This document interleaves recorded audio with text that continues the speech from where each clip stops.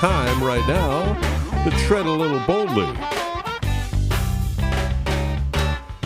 This is Tread Boldly, Leadership Lessons from the Saints, with Father Nathan Cromly. My name is Father Cromly. I'm the president of the St. John Institute, and this is Tread Boldly, Leadership Lessons from the Saints.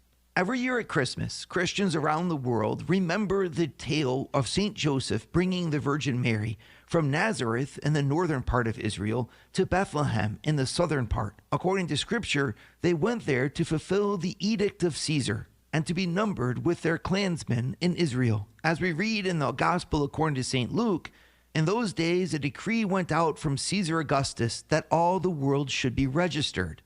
And all went to be registered, each to his own town.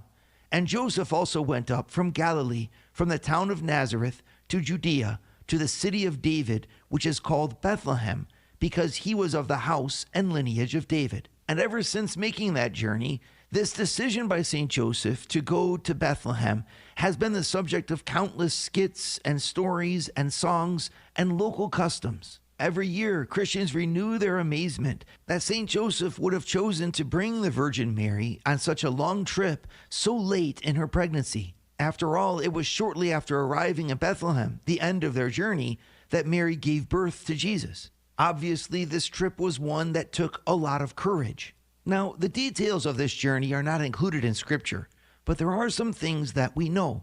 For example, Bethlehem lies about 65 miles as the crow flies south from Nazareth. Nevertheless, the roads to get there likely passed along the Jordan River, making the journey even longer than it would be if they went there simply straight through the hills. All told, they would have had to have climbed 1,500 vertical feet from Nazareth to Bethlehem, going up and down the smaller foothills as they gradually ascended the height. What's more, their journey was most likely in the winter time, meaning that they would have encountered rain and therefore would have worn thick cloaks, making their travel that much more difficult and cumbersome. And that's nothing to speak of the thieves and bandits they would have to navigate against along their way.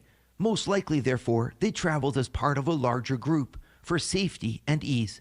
Considering all these challenges, then, one could ask, why would St. Joseph have decided to go there with the Virgin Mary? Was being registered as part of this census really more important than the safety and security of his unborn child? Not to speak of the discomfort it would cause a 9-month pregnant woman to travel such a long distance in wintertime. Interestingly, although St. Joseph was to receive visits of an angel both before marrying the Virgin Mary and before going into Egypt, he did not receive a vision of the angel now. Not every decision that we make is accompanied by God's signs and external indications of his will. Sometimes we have to make gut-wrenching decisions all by ourselves. This is an important lesson for our leadership. I find it encouraging that St. Joseph fulfilled God's will perfectly, even though he had no external signs or miraculous wonders to guide him. Simply by making the decision that he had to make and asking Mary to follow him in that decision, St. Joseph fulfilled God's will. Jesus was born in Bethlehem, fulfilling the prophecy made to David. The wise men were able to come and offer their gifts, and God's will in its mysterious ways was fulfilled. Being the leader is much more than an honor. It's a responsibility that puts us in the crucible of important decisions that will make real impact in the lives of those that we lead. Being a leader, therefore, takes tremendous inner courage and confidence. Interestingly, St. Thomas Aquinas gives us insight into this reason for leadership. In his Summa Theologica, which is a large theological work that he wrote, St. Thomas asks the question, how does God move or influence free creatures? And he says he moves and influences free creatures from the inside by getting them to want what he wants.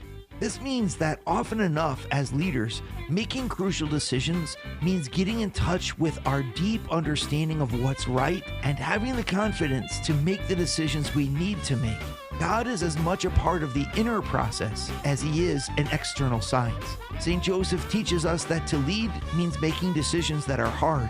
We have to have faith in the God who called us to lead and tread boldly to make decisions, even when they're hard.